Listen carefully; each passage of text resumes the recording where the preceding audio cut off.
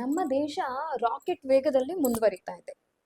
ನಮ್ಮ ದೇಶ ಪ್ರಬಲವಾಗಿದೆ. ನಮ್ಮಲ್ಲಿ ಡಿಜಿಟಲೈಸೇಷನ್ ನಂಬರ್ ಒನ್ ಡಿಜಿಟಲೈಸೇಷನ್ ಆಗ್ತಾ ಇದೆ. ಇನ್ನೂ ಹಲವಾರು ದೇಶ ಪ್ರಗತಿಯಲ್ಲಿದೆ, ಹಾಗಿದೆ ಹೀಗಿದೆ ಎಲ್ಲ ಇದೆ. ಆದ್ರೆ ಇದೆಲ್ಲದರಲ್ಲಿ ಮಹಿಳೆಯರ ಪಾತ್ರ ಏನು? ದೇಶ ಬೆಳೆಯೋದ್ರ ಜೊತೆಗೆ ಮಹಿಳೆಯರು ಬೆಳೀತಾ ಇದ್ದಾರಾ? ಯಾಕಂದ್ರೆ ಸ್ಲೋಗನ್ಸ್ ಏನೋ ತುಂಬಾ ಇದಾವೆ. ಹೆಣ್ಣು ಸಮಾಜದ ಕಣ್ಣು, ಒಂದ್ ಹೆಣ್ಣು ಕಲ್ತ್ರೆ ಒಂದು ಶಾಲೆ ತೆರೆದಂತೆ, ಈ ತರ ಎಲ್ಲ ಸ್ಲೋಗನ್ಸ್ ಏನೋ ಇದೆ. ಆದ್ರೆ ರಿಯಾಲಿಟಿ ಏನು? ನಮ್ಮ ಸೊಸೈಟಿಯಲ್ಲಿ ಇದು ನಡೀತಾ ಇದ್ಯಾ? ಒಬ್ಬ ಹೆಣ್ಣು ಮಗಳು ನಿಜವಾಗ್ಲೂ ಅವಳಿಗೆ ಸ್ವತಂತ್ರತೆ ಅನ್ನೋದಿದ್ಯಾ? ಅಥವಾ ಅವಳಿಗೆ ಏನ್ ಬೇಕು ಅದನ್ನ ಅವಳು ಮಾಡ್ಕೊಳ್ಳೋ ಅಷ್ಟಾಗ್ಲಿ, ಅಥವಾ ನಿರ್ಧಾರ ತಗೊಳ್ಳೋ ಅಷ್ಟಾಗ್ಲಿ ಅದೆಲ್ಲ ಇದ್ಯಾ? ಸಿಂಪಲ್ ಆಗಿ ಹೇಳ್ಬೇಕಂದ್ರೆ ಎಷ್ಟು ಜನ ಹೆಣ್ಮಕ್ಳು ಫ್ರಂಟ್ ರೋ ಅಲ್ಲಿ ಇದ್ದಾರೆ?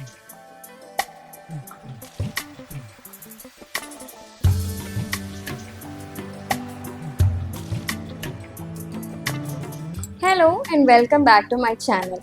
ಇದು ವುಮೆನ್ ಎಂಪವರ್ಮೆಂಟ್ ನ 6ನೇ ಎಪಿಸೋಡ್ ಆಗಿರುತ್ತೆ.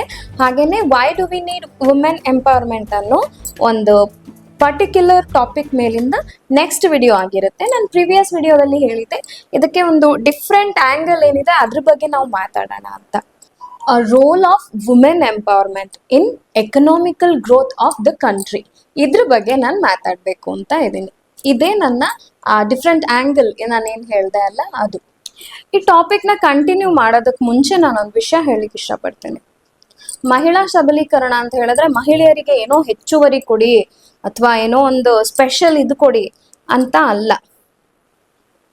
ಏನು ನಮ್ಮ ಈಗ ಒಂದು 60-70 ವರ್ಷದಿಂದ ನಡ್ಕೊಂಡು ಬಂದಿದೆ ಆ ಪದ್ಧತಿಗಳನ್ನಾಗಿರಬಹುದು, ಆ ಒಂದು ಸಿಸ್ಟಮ್ ಏನಿದೆ, ವ್ಯವಸ್ಥೆ ಏನಿದೆ ಅಲ್ಲ, ಅದನ್ನ ಈಗಿನ ಕಾಲಕ್ಕೆ ತಕ್ಕಂತೆ ಬದಲಾಯಿಸೋದು ಅಂತ.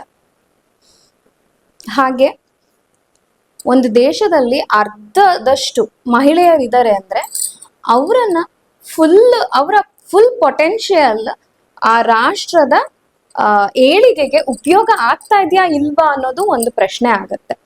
ಯಾಕಂದ್ರೆ ಈಗಲೂ ಕೂಡ ಮಹಿಳೆಯರು ಸಂಪೂರ್ಣವಾಗಿ ಏನ್ ಹೇಳ್ತಾರೆ ಫೈನಾನ್ಷಿಯಲ್ ಡಿಸಿಷನ್ ಅನ್ನೋದಿದೆಯಲ್ಲ, ಆ ರೋಲಲ್ಲಿ ಇಲ್ಲ.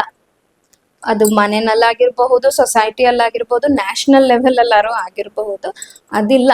ಇತ್ತೀಚೆಗೆ ಬರ್ತಾ ಇದೆ, ಇಲ್ಲ ಅಂತ ಹೇಳೋದಿಲ್ಲ. ಹಾರ್ಡ್ಲಿ 20-25% ಅಷ್ಟೇನೆ ಫ್ರಂಟ್ ರೋ ಅಲ್ಲಿ ಇರೋದು ಅಂತ ನನ್ನ ರಿಸರ್ಚ್ ಪ್ರಕಾರ ನಾನು ತಿಳ್ಕೊಂಡಿರೋ ಅಂಥದ್ದು. ಒಂದು ದೇಶ ನಿಜವಾಗಿಯೂ ಒಂದು ಏನ್ ಹೇಳ್ಬೋದು, ಒಂದು ಸೂಪರ್ ನೇಷನ್ ಅಥವಾ ಪವರ್ಫುಲ್ ನೇಷನ್ ಅಂತ ಕನ್ಸಿಡರ್ ಆಗೋದು ಅಲ್ಲಿನ ಯುವ ಶಕ್ತಿ ಏನಿರುತ್ತಲ್ಲ ಅದ್ರ ಮೇಲೆ ಅಂತ ನಾವು ಕೇಳಿದೀವಿ.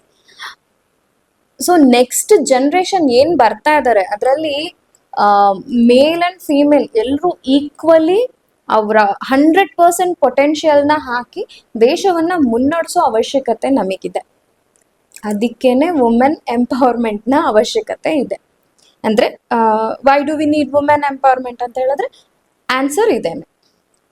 ಕರೆಂಟ್ ಸಿನಾರಿಯೋ ತಗೊಂಡ್ರೆ ಈಗ ನಾನೇನೆ ಕೇಳಿರೋಂಥದ್ದು, ಇತ್ತೀಚೆಗೆ ಈ ತರದ ಅವಶ್ಯಕತೆ ಇಲ್ಲ. ಅಂದ್ರೆ ವುಮೆನ್ ಎಂಪವರ್ಮೆಂಟ್ ಬಗ್ಗೆ ನಾನು ವಿಡಿಯೋಸ್ ಮಾಡಕ್ ಶುರು ಮಾಡ್ದಾಗಿಂದ ಈಗೆಲ್ಲ ಬದಲಾಗಿದೆ, ಹಿಂಗಿಲ್ಲ ಅಂತ ಹೇಳೋರು ಸಾಕಷ್ಟು ಜನ ಸಿಕ್ಕಿದ್ದಾರೆ ನನಗೆ.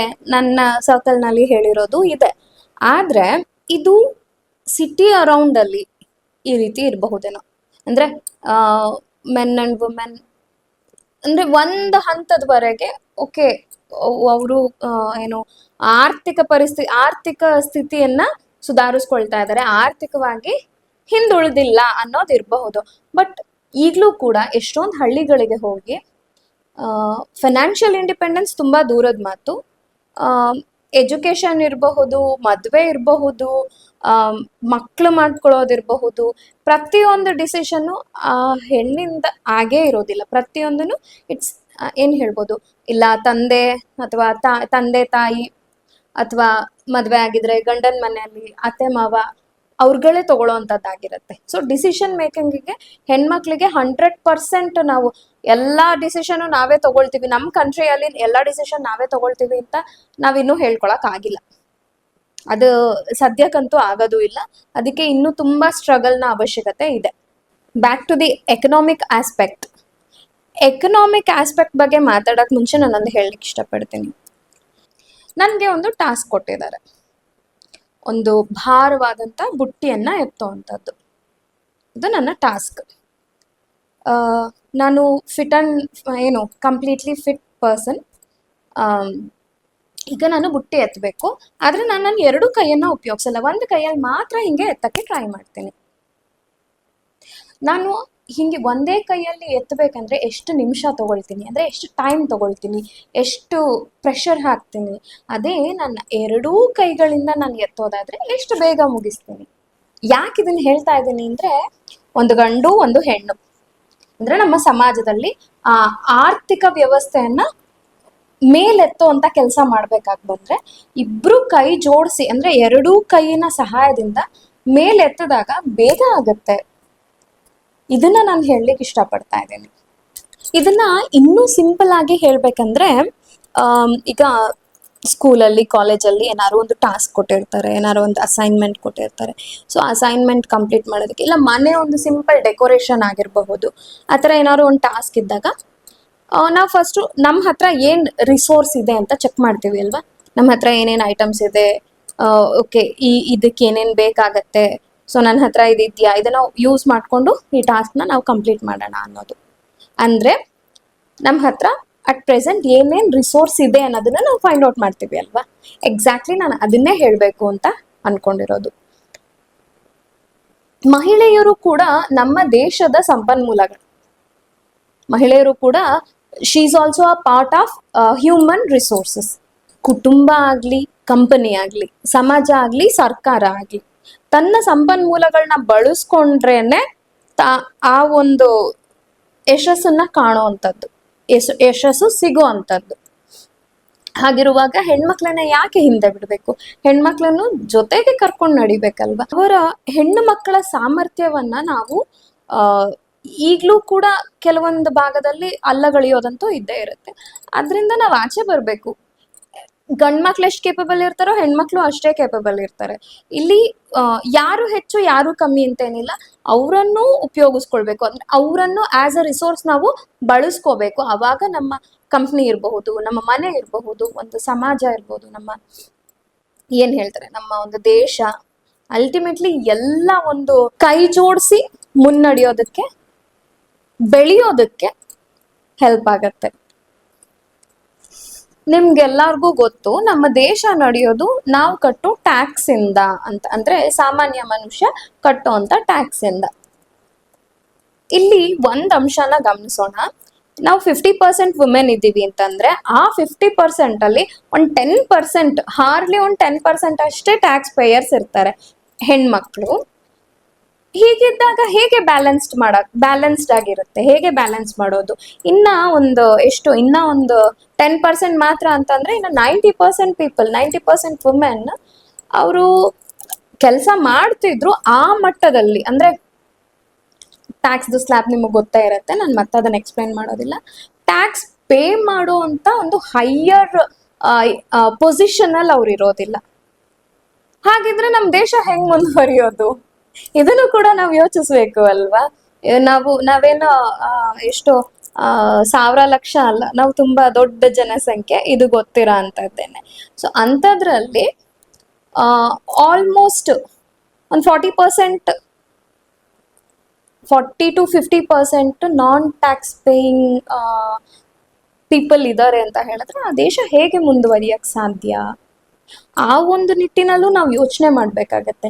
ಇದನ್ನ ನಾನು ನನ್ನ ಫ್ಯಾಷನ್ ಡಿಸೈನಿಂಗ್ ಕೋರ್ಸ್ ಟೈಮಲ್ಲಿ ನಾನು ತಿಳ್ಕೊಂಡಿದ್ದು.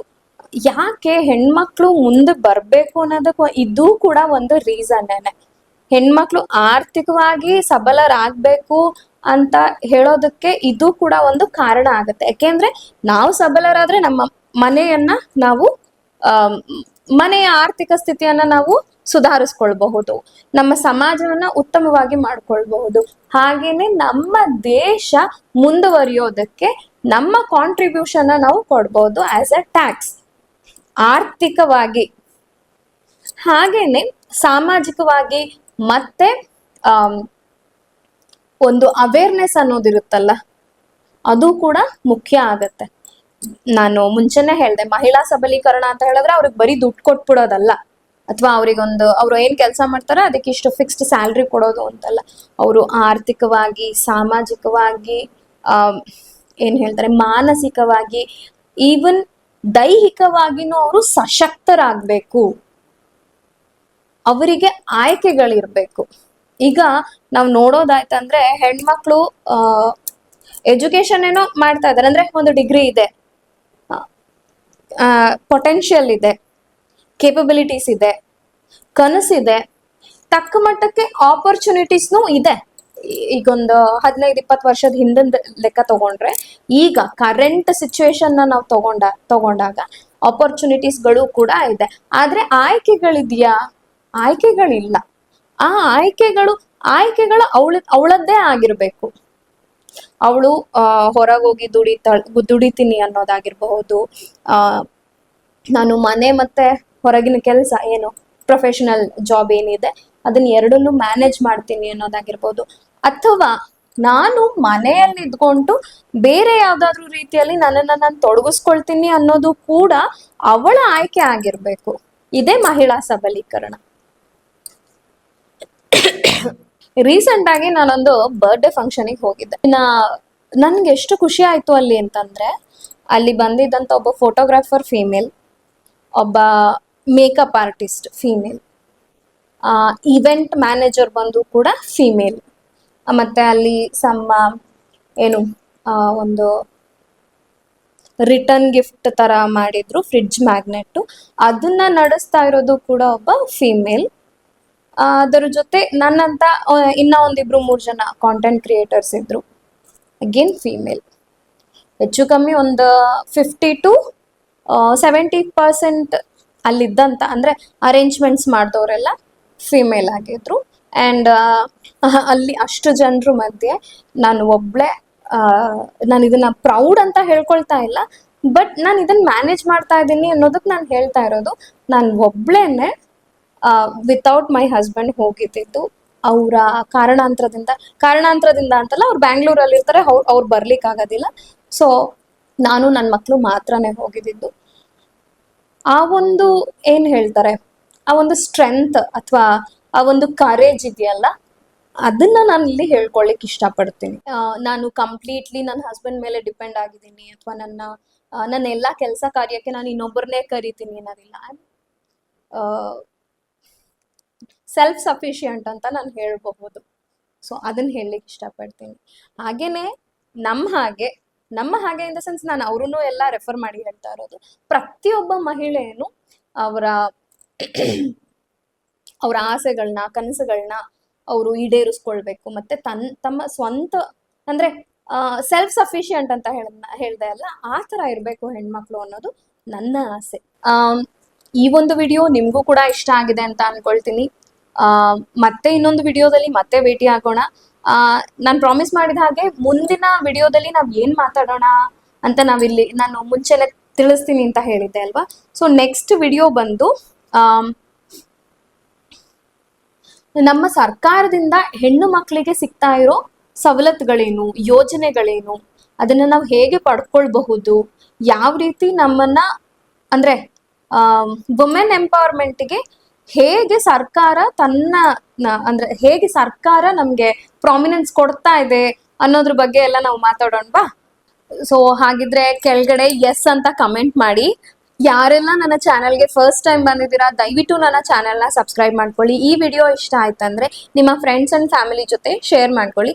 ನಿಮ್ಮ ಸಜೆಷನ್ಸ್ ಅಥವಾ ನಿಮ್ಮ ಏನಾದರೂ ಇನ್ಪುಟ್ಸ್ ಇದ್ರೆ ದಯವಿಟ್ಟು ನನಗೆ ಕಮೆಂಟ್ ಮಾಡಿ. ಹಾಗೆಯೇ ನನ್ನ ಇನ್ಸ್ಟಾಗ್ರಾಮ್ ಮತ್ತು ಫೇಸ್ಬುಕ್ನಲ್ಲಿ ಕೂಡ ಫಾಲೋ ಮಾಡಿ, ಅಲ್ಲಿ ಕೂಡ ನನಗೆ DM ಮಾಡಬಹುದು. ಇನ್ನೊಂದು ವಿಡಿಯೋದಲ್ಲಿ ಮತ್ತೆ ಭೇಟಿ ಆಗೋಣ. ಬಾಯ್.